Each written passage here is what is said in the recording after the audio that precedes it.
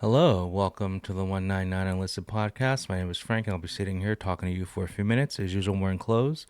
I'm wearing a Rebecca from Cyberpunk Edge Runners pullover. I have about four pullovers of her, couple of shirts, poster on my wall, big poster, and a couple other smaller posters. Um, just for no reason other than being sexually attracted to her. Anyway, I saw the funniest thing on Facebook. There these two tortas, field workers, wetbacks being interviewed, and it says Mexico is the best country, lives in America. So like they're in probably East LA. So let's listen to this just low IQ take. Is the best country in the world? What is the what? What is the best country in the world? Mexico, definitely for sure Mexico. Mexico? Mexico. So why do you think these people don't want to go back? I think it's because we sacrificed a lot to be here, and we all want people to come in the right way as well. But things are better over here in America, and they're gonna try their best to be here. Well, you just said Mexico is the best country in the world. It is. But I think that Yeah. I think you're lying to yourself. If Mexico was the best country in the world, you wouldn't be here. If Mexico was the best country in the world, everyone would be trying to go there. Obviously, the best country in the world is where the white people are. I mean, let's just be honest. White places are the best places, and they get ruined by brown people. Okay? It's not a hot take. It's we have proof. Look at Europe right now. Look at France. Look at Sweden. Look at Britain. It's being destroyed.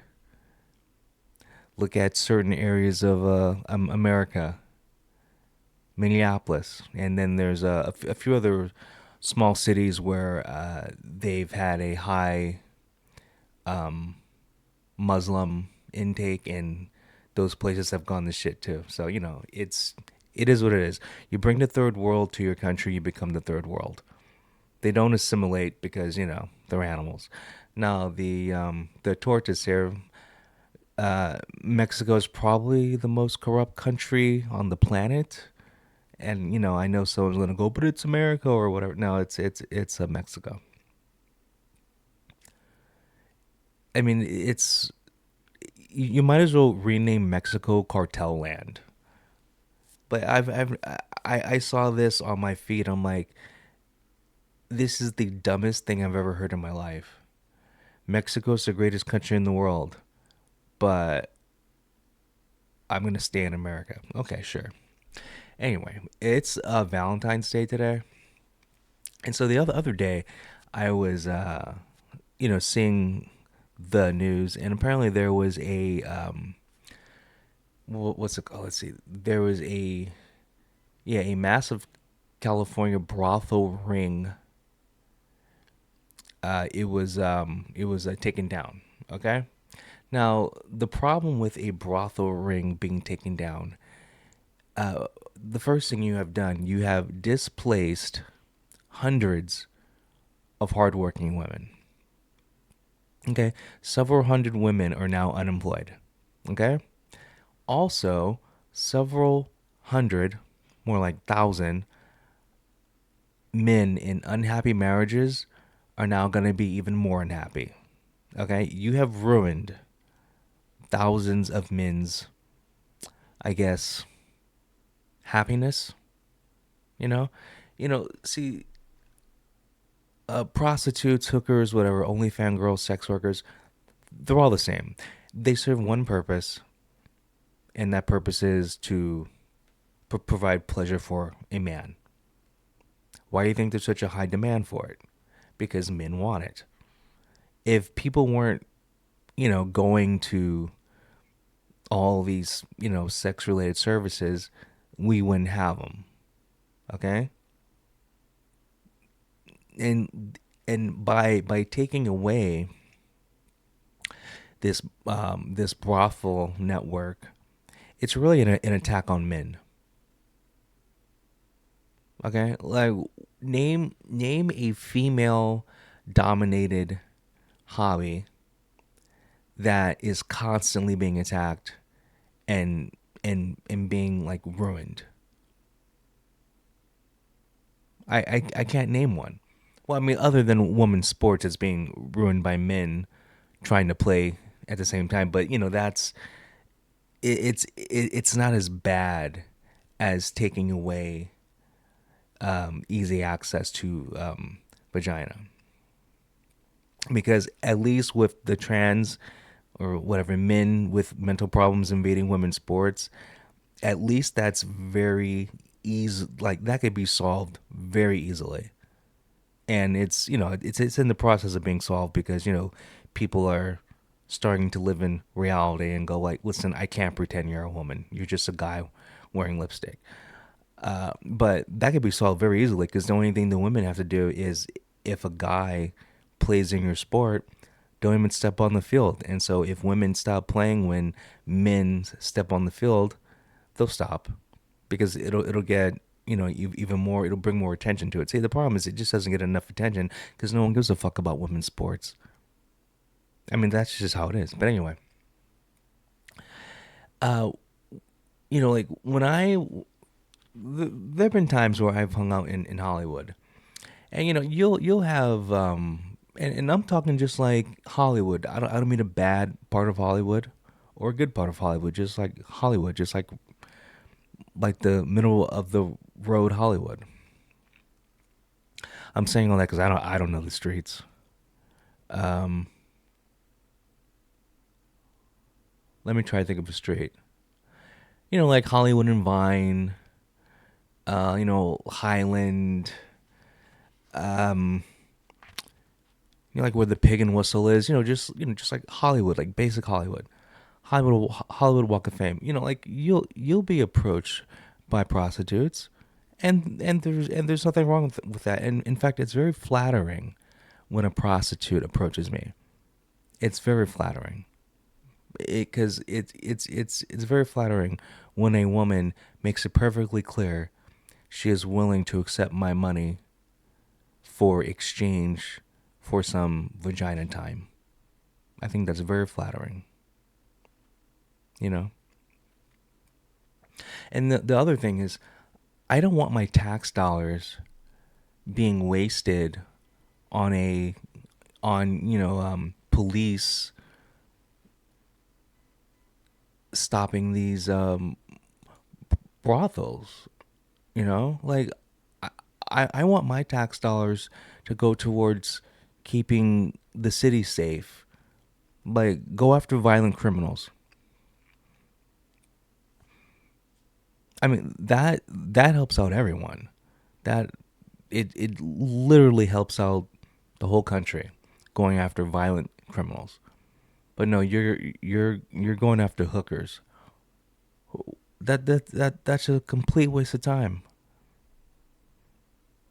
Complete waste of time. And then I was just, I typed up the story on X and other stories came up. I thought this was funny. A this is a post from Lauren Witzke. A pregnant migrant hooker is working the streets of Los Angeles, infamous Figueroa prostitution corridor. I've been there. I've been to the Figueroa prostitution corridor. ICE needs to arrest and deport her before she gives birth to that anchor baby. I totally agree. We have to stop anchor babies. Like if you're born here, you're not automatically granted citizenship. And the rule could just be easy. If the person giving birth isn't a citizen, then the baby's not a citizen. And then because we have a lot of vacation babies in America, like rich people from Asia, like Korea, especially China and South Korea.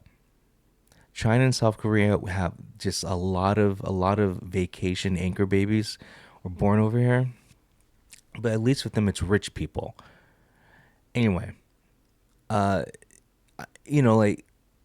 like we'll have them still do it, but like they'll pay a fee. Like if you want your kid to be an American citizen, you got to pay money. That's it. But if you're a foreign national, like if you're American having a kid, that's different. But all these vacation babies, anchor babies, we gotta like fix that because like it makes no sense. I mean I don't have words to describe how stupid it is. But I haven't heard the sound on this, but let's see. Is there sound? Wait, I think there is sound. Wait, hold on. Let me turn it up.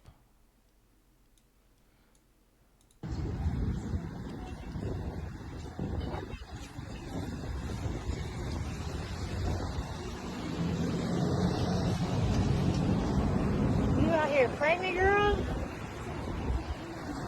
You have no resources? You need. Maybe poquito inglés. Oh, God. Paquito for baby. Oh, my God. Okay. I'm going to find somebody who speaks Spanish. Can you speak Spanish to this girl right here and ask her if she needs help with her baby? I wonder if she's pregnant from work. Like, is that a work related baby? Like prostitution's a real job, and I guess,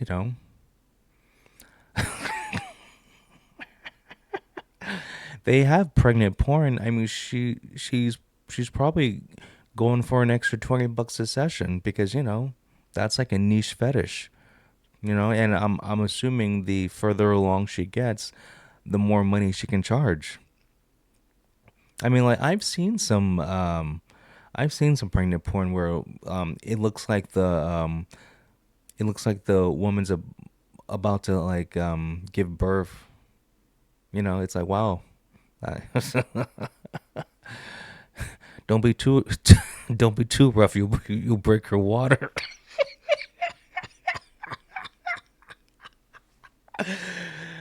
Oh God. Okay. Señorita. Okay. Hello. ¿Sí? ¿Tú necesitas ayuda por tu niña? Pues la verdad no, estoy trabajando, pero Who the hell is paying her for sex? And she's pregnant. See, it's stuff like this that makes me think, okay, this is for clicks and views.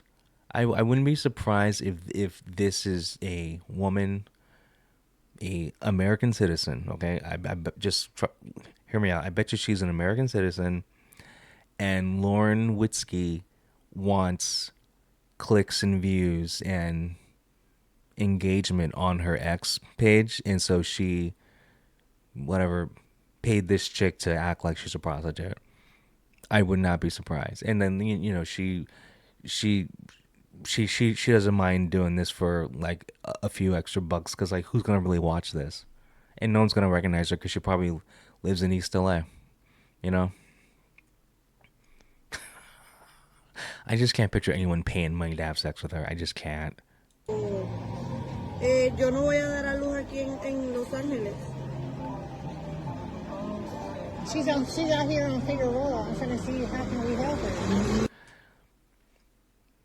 This is this white savior complex. You don't have to help her. How are you going to help her? If someone is at the point where they're pregnant and being a prostitute, I think that's beyond help. Like,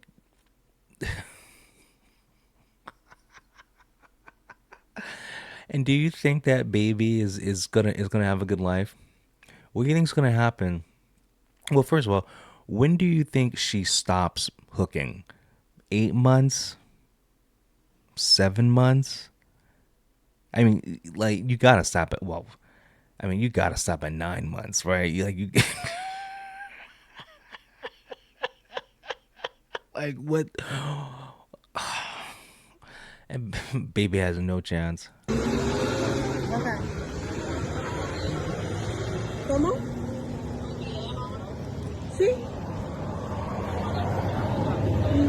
No. Ok, igual. Okay.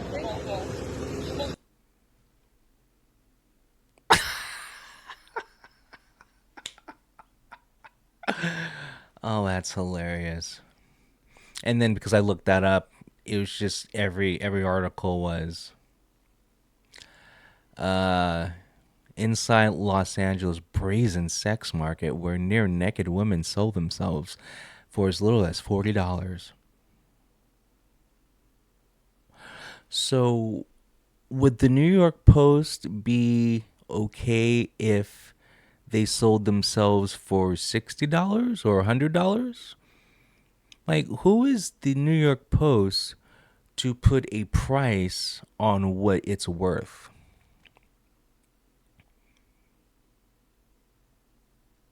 You know, $10 is common. You can get a prostitute for $10. Like, I don't know why. I don't know why the New York Post is offended at $40. I really don't know. It makes no sense to me. They're they're prostitutes. Most of them are drug addicts. So $40, that's like you can be high all day. Dude, you give me $10, I can be high all day. Granted, I'm smart and I like vodka. And here's the thing, like I used to like malt liquor, and it has nothing to do with me being a fatiguer. Malt liquor, to me anyway, we're all of us are different. Tastes really good, and you can get a 40 now. Now this is before we had bad governors. A 40 of Steel Reserve used to cost 99 cents.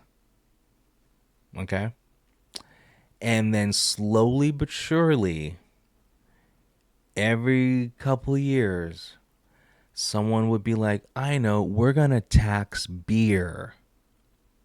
I'm sorry, we're gonna tax cigarettes and 40s. Okay? Cigarettes and 40s. So then I remember, so then a 40 of Steel Reserve cost, it was a weird price. It was like $1.03 instead of 99 cents. Like it was like, what? Anyway. Then it went up to and then it went up to like $1.10, then like $1.25, then $1.50, then it was like 2.05. It was something. It was like weird increments, but so well the 2.05 was like after, so I believe it was like 1.99, whatever. It doesn't matter if I'm exact here. And then it was like 2.25, 2.35, 2.50, 2.75. Then it was $3. Okay, so you get the, it was slowly but surely it went up to like 4.50. And when a 40 of malt liquor got to 4.50, I'm like, what? I can buy a fifth of vodka for 4.20.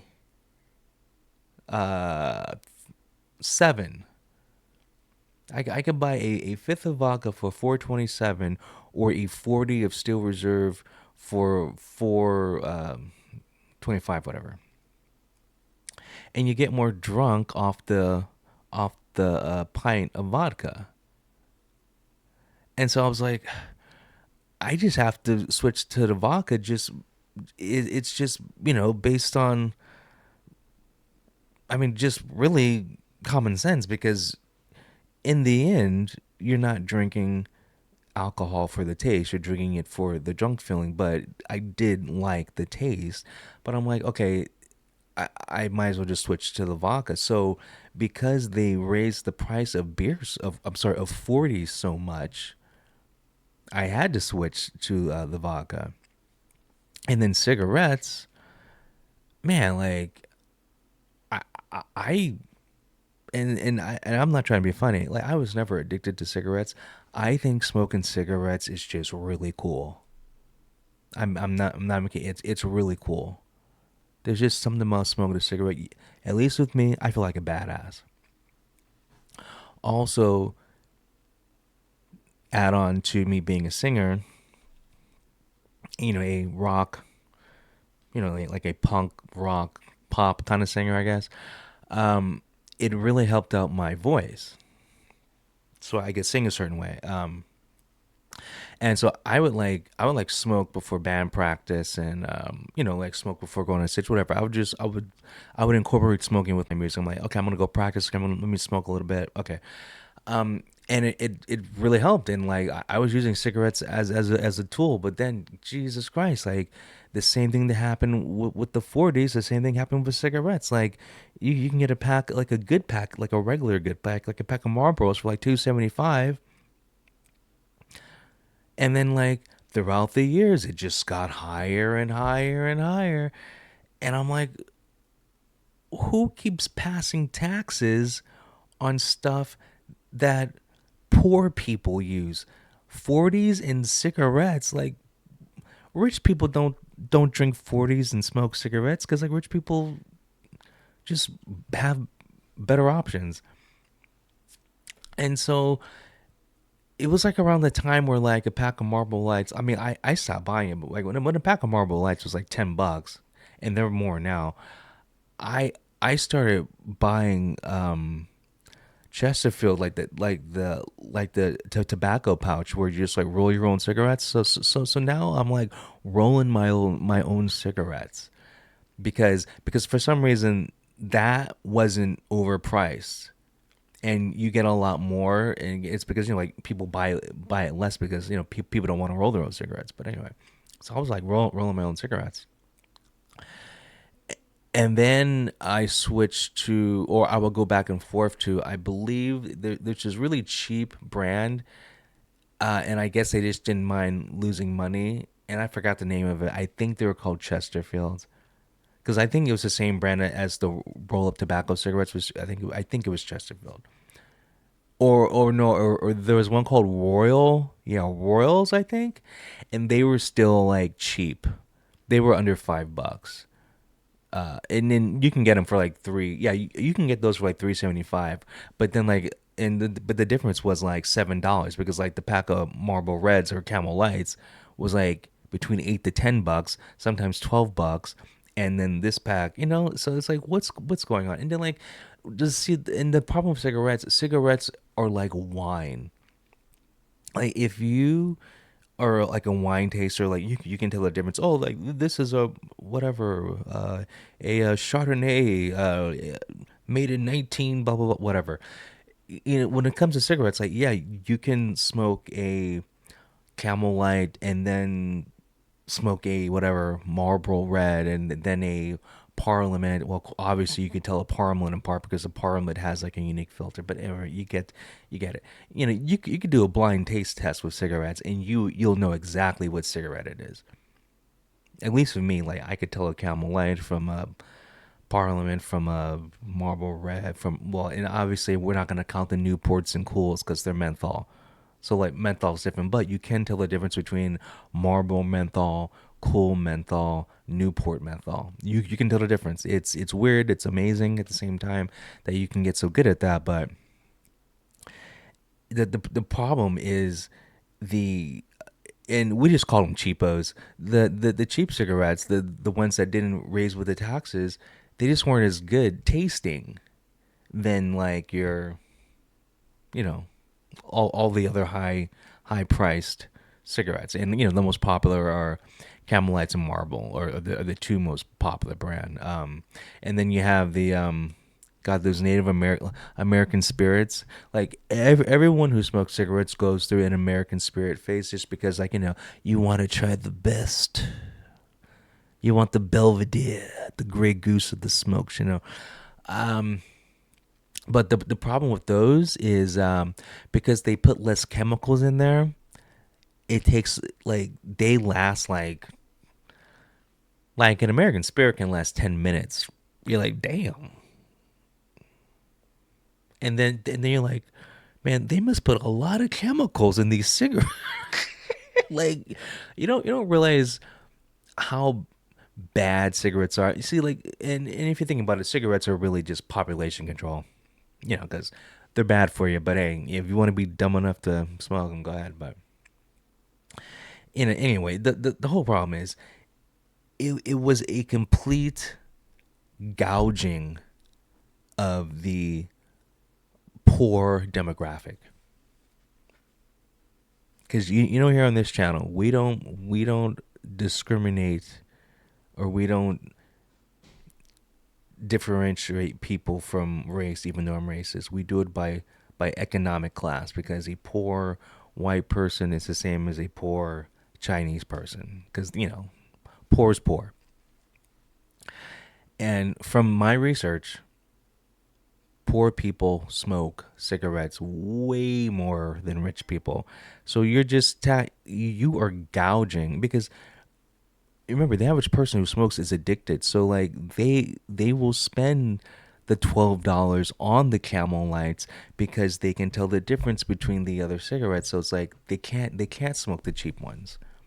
The only reason why I was okay with switching to like the cheapos, the Royals and the Chesterfields, is because, like I said, I really enjoyed just like looking cool just in my own head, because I'm not impressing anyone, trust me. It's like, yeah, I'm at the park bench drinking a 40, smoking a cigarette, just being dumb in my own world, happy. It just made me happy, because I don't know. I'm easy to entertain, okay? That's why I had no problem switching. But man, I had people, I had acquaintances who were like, man, they were like, we'll like pull out a pack of smokes, like, man, this cost me $12. I'm like, dude, what? $12 for that? It just wasn't worth it. I'm like, whoa. And man, people were not bumming cigarettes. Like, you were, if you spend $12 on a pack of cigarettes, you are not letting, like, if someone asks you for a cigarette, you're like, nope. Shit cost me $12. And that's another thing. It's like, it doesn't matter how bad the economy is. It's like cigarettes, coffee, alcohol, and prostitution are like the four things that like thrive, because those are like the four most common or easy to obtain and fulfill addictions. Is coffee. Coffee's a drug. It's very easy to get. Alcohol's a drug, very easy to get. Nicotine, very easy to get. Vagina, very easy to get. And then like when times are tough, it's like people tend to use those things more, But we need, and I don't know what these taxes went to. Okay? But I know a lot of them were implemented by governors.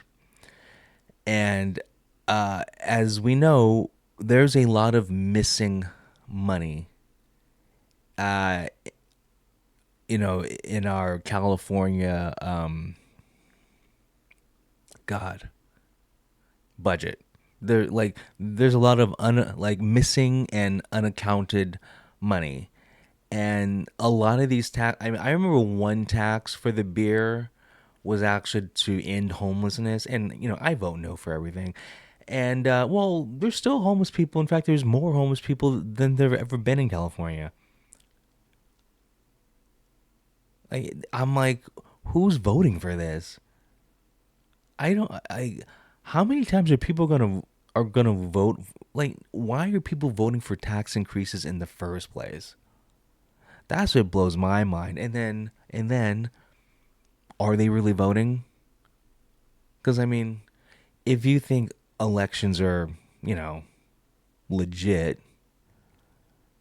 I mean, look what happened with the 2020 election. So I mean, like, if they can steal the most important election, like the leader of the free world, Well, then of course they can like cheat and say this beer tax passes or this cigarette tax passes because like who's gonna double check that one? No one's gonna like double check that one. They're, they're just not. They probably didn't even count the votes on those issues. They just passed it.